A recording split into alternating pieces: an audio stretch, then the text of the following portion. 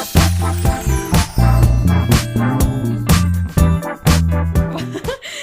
Ellen. Hi, Lana. Do we want to talk about how we met? TikTok. TikTok. Yeah. I don't even know how it happened. I feel like in Ireland, people will just, do you know what I mean? People will come Yeah. come together and As soon as just, I hear an Irish accent, I'm yeah, it's already like watching. follow. Yeah.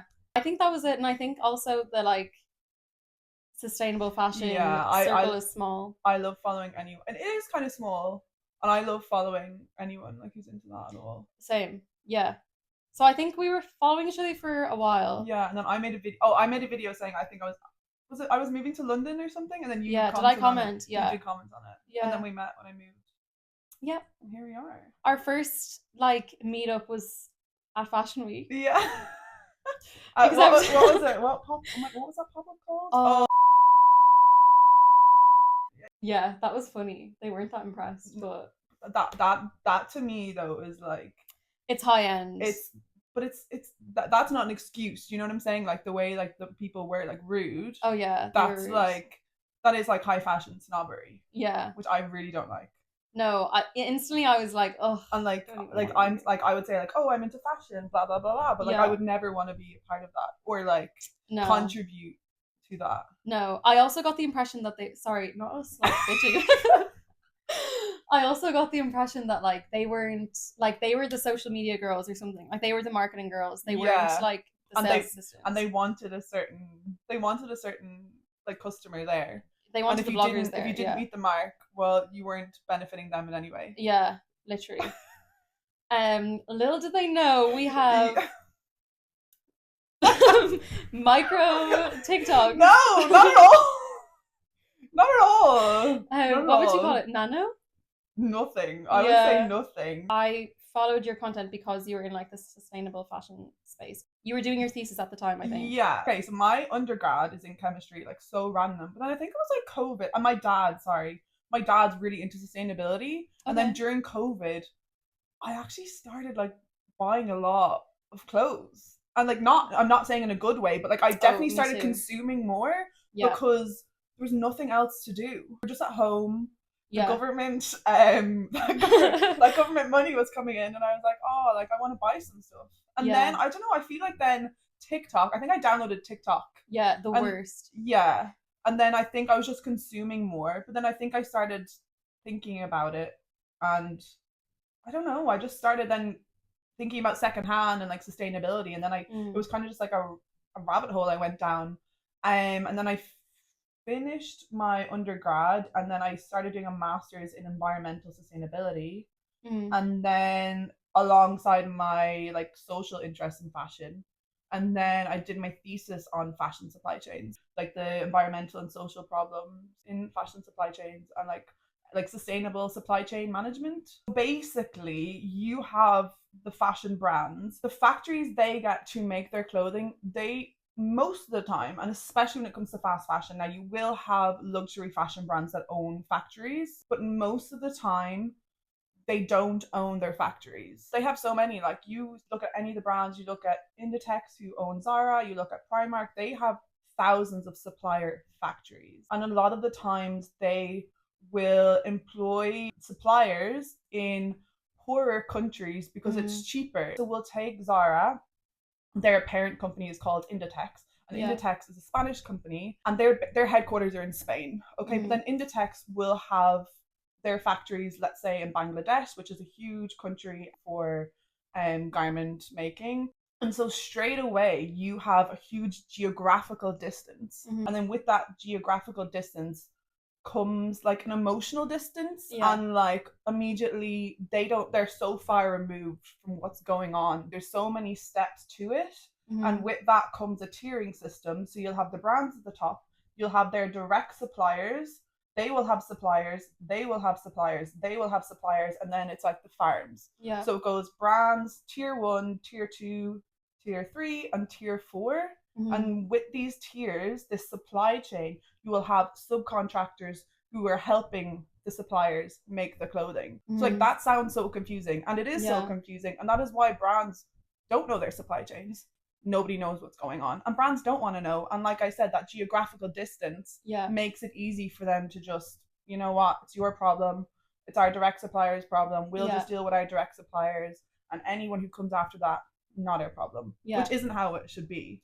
No, and it's so easy for them to like not investigate then. It gives them such a hall pass to like not look into it any further, because they're like, oh, but someone else can deal with that. Like, and that's what it is. And like, you will get, when it comes to auditing these suppliers, they'll just get third-party auditors. Like, Inditex aren't going in probably and auditing their supply chains. They just pay someone to look at them and then give them a report at the end of the day. What do you think of the argument that's like, if we stop consuming fast fashion, if we stop buying fast fashion, like, then those garment workers aren't getting paid? Because that has come up, like, that argument has come up a lot for me, like way back even in school, like when and it's like, oh, they should be lucky they have a job. Why should their only option be work in a job where they get paid like I don't even know, like $1 per item they make? Why should there be this disparity? Like, and I think it's like this whole thing of like, you have the rich countries and the poor countries, and like that's the way it's always going to be. They will be the countries that they're being hit right now. Like, climate change isn't a far off distant thing, it's happening right now. And these countries are being hit the worst by the effects of climate change. The global north tend to just worry kind of about themselves, so this isn't really a problem for them. I feel, do you know what I mean? And it's not until it comes to us, then they'll start really caring. It's way too late then. It's already kind of too late. You know, people aren't doing enough. They'll have these far off targets, like, oh, net zero by 2050. What do you do now to achieve that? Also, like, it's 2024 and we're already like, how many natural disasters have happened this year alone? So what is like 2050? That is such a drastic action overhaul. Yeah. Interesting. Okay. You, I think, have some interesting opinions on like style versus trends and how that relates to consumption. For me, I'm gonna talk about myself. It definitely feels like when I was a teenager in school, not that I didn't really know myself, but like, you're just trying to fit in. You're just trying to fit in. And I just remember, like, you just want to be liked, and like, you know, keeping up with the most trending clothing, and always having to have a new outfit when I was going out. And then you end up, as you grow older, I can imagine, you know, following trends, and like, there's all these new items coming out every week. If I was solely following trends, I would want to consume more, because I don't like the clothing that I'm buying. I'm just following trends. Whereas if you have your own style, I feel like, and you're confident and you're sure of that, you don't want to buy as much, because you love the clothes you have already so much. Sounds so cringe, but I feel like when you know your style relatively well, you feel like calm about, like, you're just putting on clothes and you're like, whoa, I feel really good about myself. And like, do you know what I mean? Like, I feel like myself. Whereas I know sometimes I put on outfits and I feel a bit like, I don't like, you're trying to do something, like, and you're asking yourself, do I like this? But like, really, you know, you don't like it. If we're going down the road of like bloggers and that influence, let's say you buy something that a blogger is wearing and you're like, this is great. By the time it actually arrives to your door, they've already uploaded 3 other hauls and they've totally changed their style. They're not wearing it anymore. But they've already returned it. And I don't like to be a hater, but nothing irks me more than people who are just buying, like, doing hauls and like uploading it, but to kind of like for content creation. And it's not, you know, it's not their style. If you are trying to move away and consume more sustainably, if you're following people who are always buying new stuff, it's like temptation. You will want that. And I feel like I always have to check myself and be like, stop, like, you have so much clothes, like, you like your style, like, if you want something, I'll always like wait a while before I buy it, because then I'll know if I'm not following a trend, it's actually something I like. Totally a tangent, but like, it was my goddaughter's christening, and then I went home and I like felt this pressure thinking about how like clean cut those images usually are of, like, you know, outside the church, whatever. I had loads of clothes, like loads of vintage dresses I was like buzzing to wear, whatever, but because it wasn't fitting into like what my concept of like the clean cut family outfit is, went into Zara, bought the tackiest, ugliest blazer ever. Last year. It was like this hideous blue tweed, but it was like plastic, and then these like tacky gold buttons, and I was like, what am I doing? I've never worn anything like this in my life. It was like a panic that I was like, I'm gonna look ugly. And so you probably knew when you were buying it that. Oh my god, I knew straight away. I like walked into the shop and I was like, oh. Like you probably knew you were acting out. Yeah, totally. And then I was like even trying to like think of things that it would go with in my wardrobe, because it's not my style. Like nothing else in my wardrobe was matching it. So I would have had to buy something else to fit this, like, I don't know, whatever. It's just that mindset though. We don't have to be following these people. Like if they're not making us feel good about ourselves, like we don't have to, because like if that's what you're watching every day, of course, like, you know, we have to be so careful. Yeah. Like with what we're consuming, and like monitor our own headspace. And like even now, like I look and like I really don't buy fast fashion that much. If I bought like something firsthand now, I wouldn't, like from fast fashion, I wouldn't beat myself up over it. Yeah. But honestly, I think knowing what I know about the fast fashion brands, I just like I wouldn't give them the money. I would rather spend like £80 on a really, really nice top from like a slow fashion brand, or go into a vintage shop or a secondhand shop and get something for cheaper. I would rather spend my money that way than give £25 to Zara, like new brands coming on the market and like influencers having brands. And I was watching this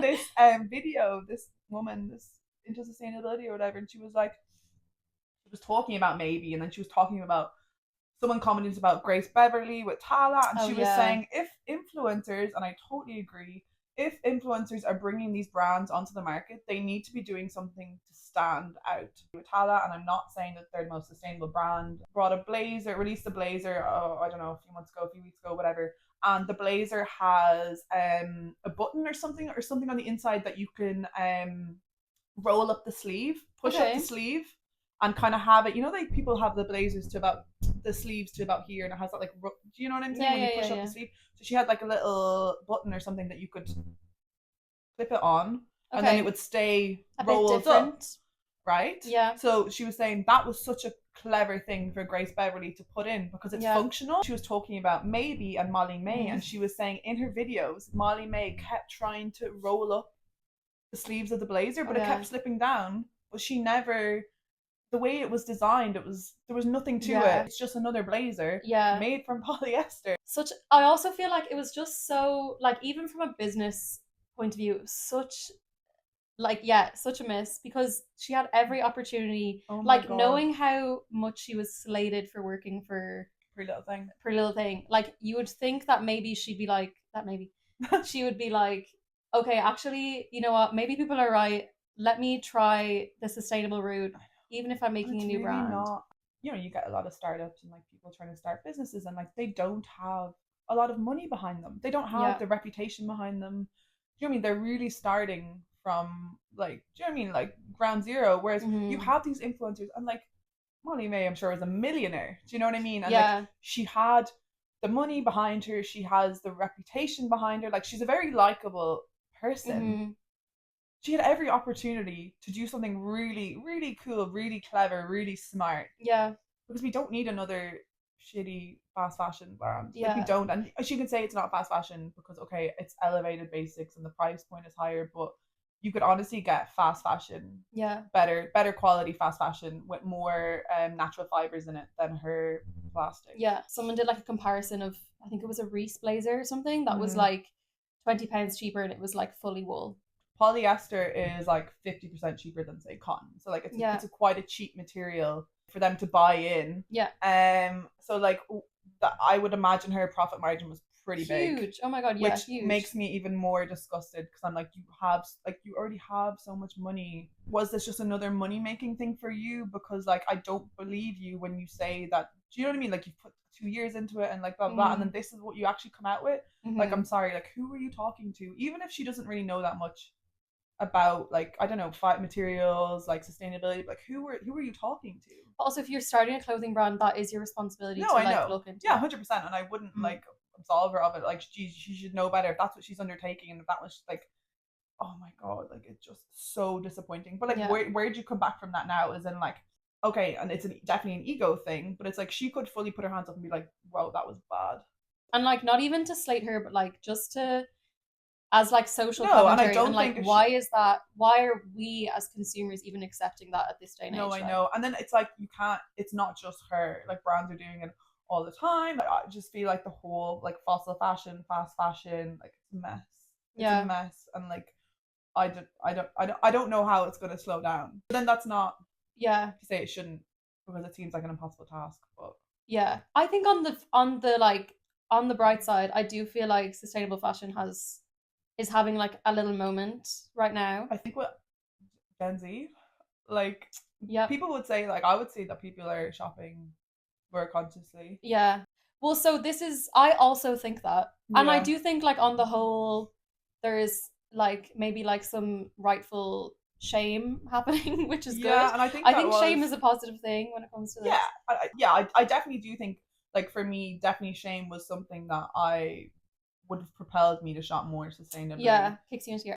These brands are turning out millions and millions and millions of items a year. I was reading at work, I was reading Inditex's report from last year, Mm-hmm.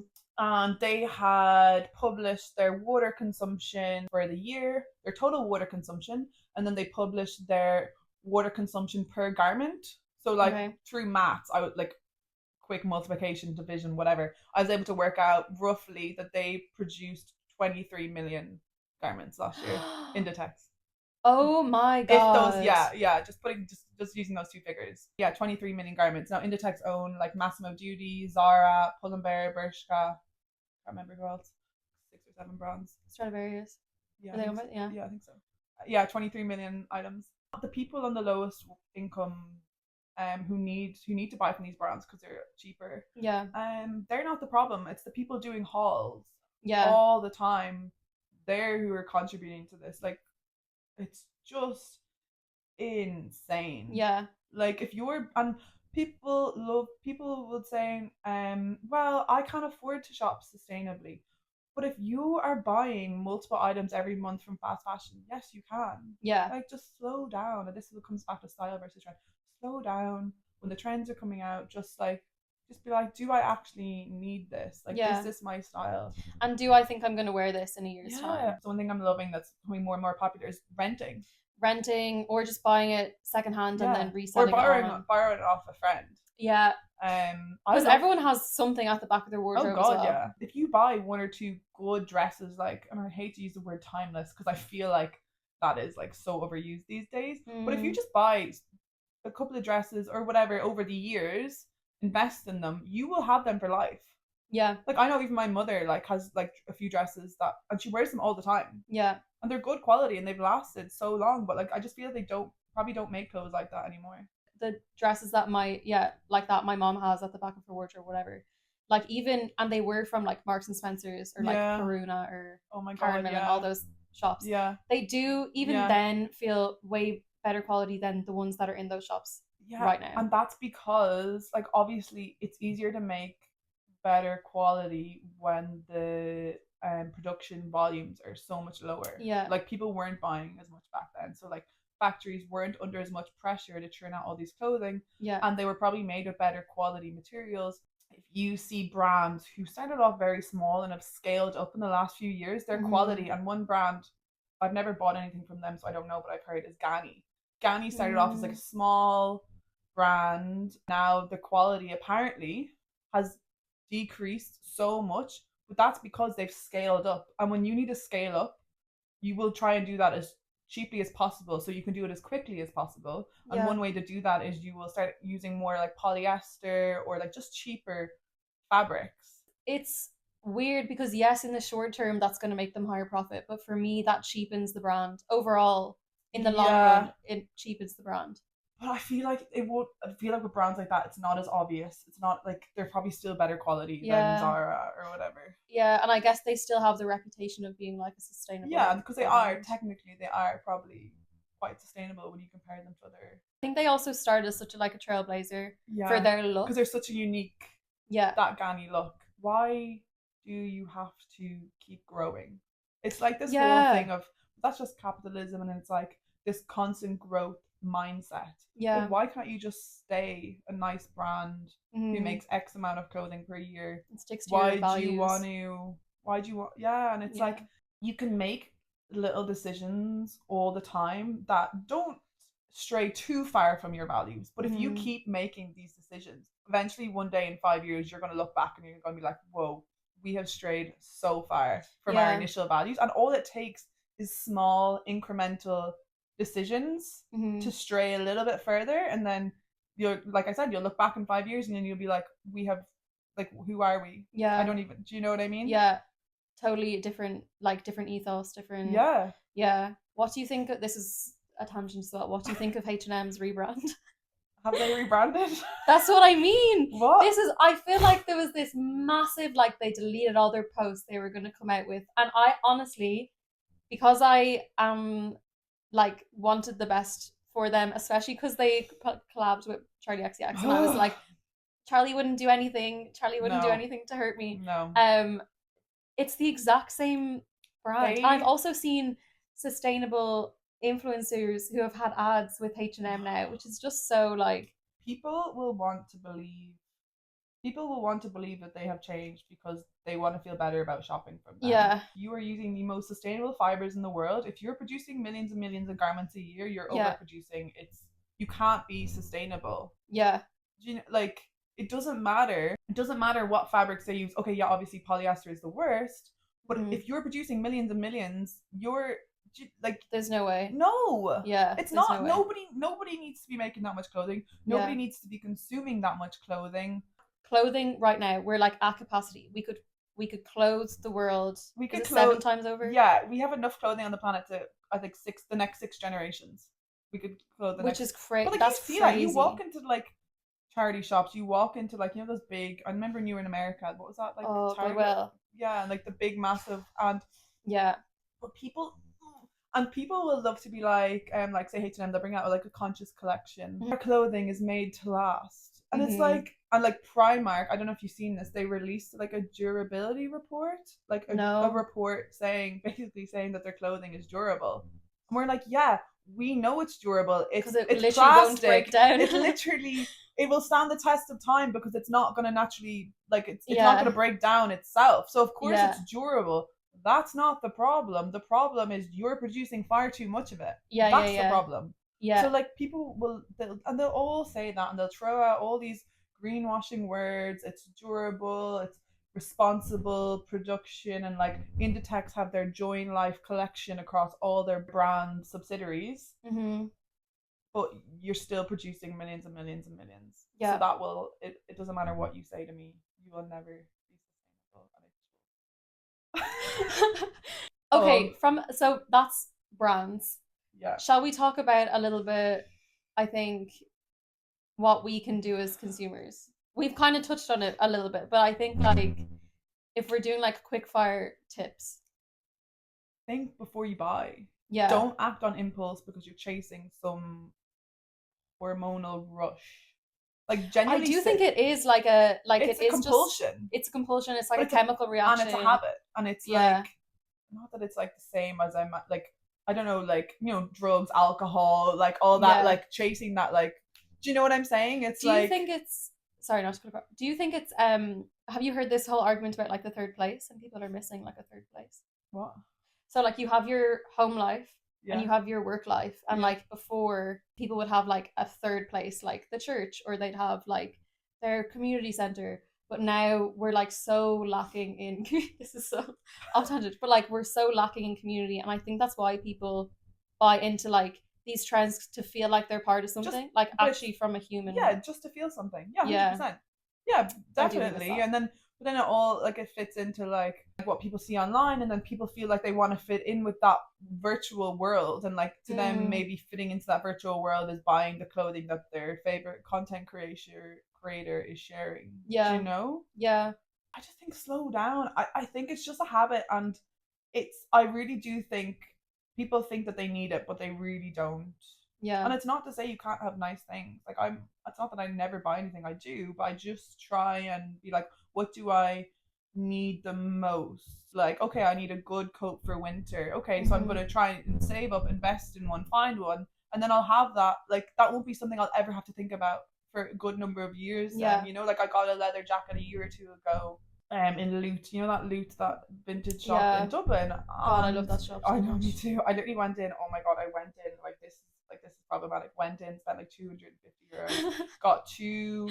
I got that leather jacket. I got a denim jacket, and I got a really nice top. But But you'll have them I forever. wear them all the time. I wear that black leather jacket all the time. I wear my denim jacket in the summer. Yeah. Like they're like, so I'm like tick, like that's my like leather jacket, and I'm like, I love it. Like if I ever lost that, like tears. Yeah. Like you see all these like fake leather jackets from Zara or whatever, and like people are like buying them all the time. But it's like, Yeah. why can't you just buy one good jacket?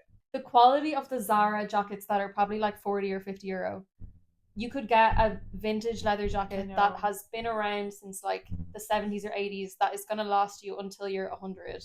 Yeah. For like probably €40 as well. I know, but it just is more of an effort. I do think it's worth it, but I do think if you're not used to it, you're just like, I can't, like this is just, why would I bother? Like this is a minefield. Do you know what I mean? Like it's just I would get like decision paralysis and like sensory overload if I walk into a charity shop and there's like so much clothing. I'm like, oh geez. And that's why I do think it is good to like make a list of on your phone of like things that you like need. If you need a new winter coat, if you need a new pair of boots, like I would write a list on my phone and have that in my notes. Yeah. So when I go into a vintage shop or a charity shop or whatever, if I'm looking on Depop, I know that this is what I want to get. So then you don't end up buying something silly and you have a purpose. Whereas I feel like if you just, and it's the same way if I walked into Zara, I could go in and I would see loads of clothing that I would like the look of. Yeah. That's when you make rash decisions. If you if you don't go in with what you actually want to get, you will just end up buying a lot of stuff you don't need. Yeah. And probably won't wear again. I think as well, it's like retraining your brain as well. Literally, to prolong, because I think you still get a dopamine hit. Like if you've been searching for something, you find it after like a week of searching on like through charity shops and stuff. The dopamine hit from that is so much greater than like if I logged on to something and was like, oh yeah, that's the. But the dopamine hit you get from that is like a slow release dopamine hit. Yeah. Like every time you put that item of clothing on, for me anyway, when I found something I love, I'm just like I'm in love with you. Like I love this. Like I feel so like it doesn't go away. I could see how I would still like fall into that if I started buying fast fashion again. But it's just to try and like just think and be like, will I want to wear this again after this event is over?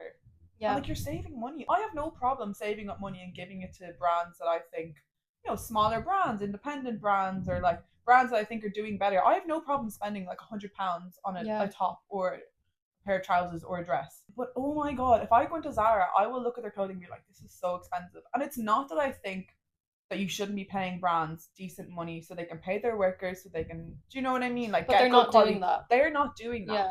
So I am like, I don't want to give you £40 for this top because I know it's just going to the people at the top. Even from like a feminist perspective, like the thought of it going into some like rich man's pocket and then like the women who are actually producing this are not getting, are getting like a fraction of this. If you can't publish your suppliers, how will you then know if they're being paid a living wage? They're not. They don't have any standards, any benchmarks, nothing. So they can say this and you'll be like, wow, they want to pay their workers a living wage. People get caught up in like the greenwashing and like obviously and like it's marketing, Yeah. And they will say, they will use all the right words like conscious collection, like from H&M and like, natural fibers, and people think, wow, they're doing so good. They're not. Yeah. They're not. They just want you to fall into this whole marketing trap. And it's just, it's kind of just learning to like see through the bullshit. It does take a while. And I don't think you should beat yourself up. And this is not to shit on people or anything, because God, it's so hard. Like, and it's such a vicious cycle.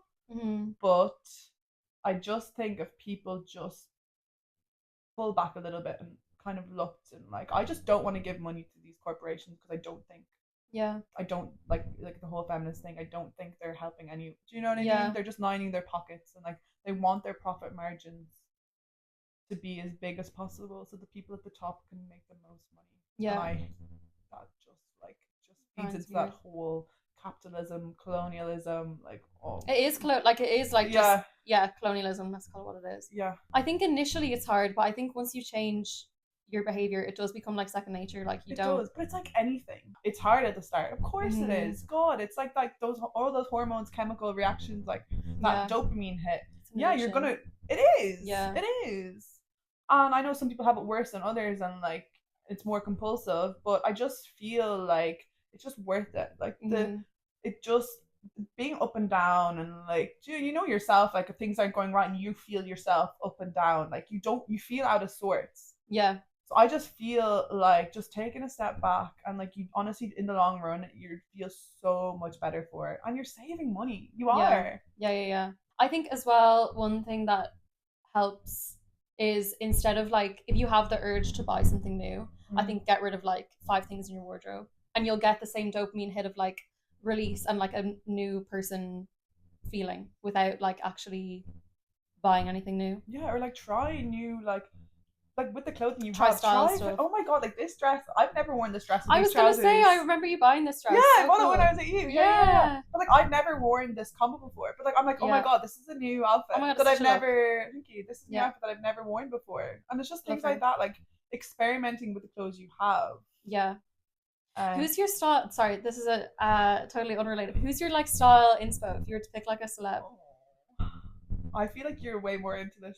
I'm a celeb. You're such a but I'm a celeb girl too. But like I just don't. I'm not a Pinterest girl. I'm not I'm late. I'm really lazy, and I wish I was better. Like this is, and I feel like this is. I don't know.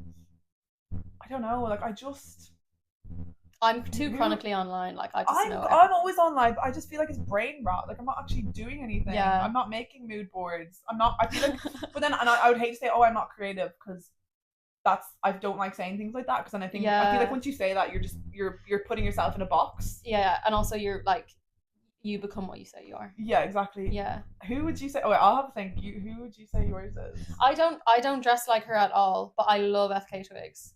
Okay. I think she has like one of the most unique, like just like perspective on the world, and the way she styles, like she has like corsets from the 1800s, and she'll wear it like she just I love her style. I love following people like that though, that like that like they don't give a fuck. Like isn't like like they are so unique and like they're so happy, and they get like such a thrill out of dressing like that, and like it doesn't matter if someone on the street looks at them and is like, what the fuck are you wearing? They're so content, and they're so happy with what they're wearing. Yeah. And I feel like that's what everyone should aspire to be. Like that is, for me, I know that's when you've made it in terms of clothing and style. Yeah. Thank you so much for coming on. No problem. I love so this. Fun. It was fun. But honestly, you need to continue. I could talk for days about this. You have so much knowledge about it. But I feel like I don't feel like I do and I don't. Do you know what I mean? Like I feel like there's still so much to learn, and there's so much nuances, and like there's like exceptions to everything, and do you know what I mean? It is nuanced. Aside from like food and transport, it is like one of the biggest things that we consume. Yeah, especially in like somewhere like London.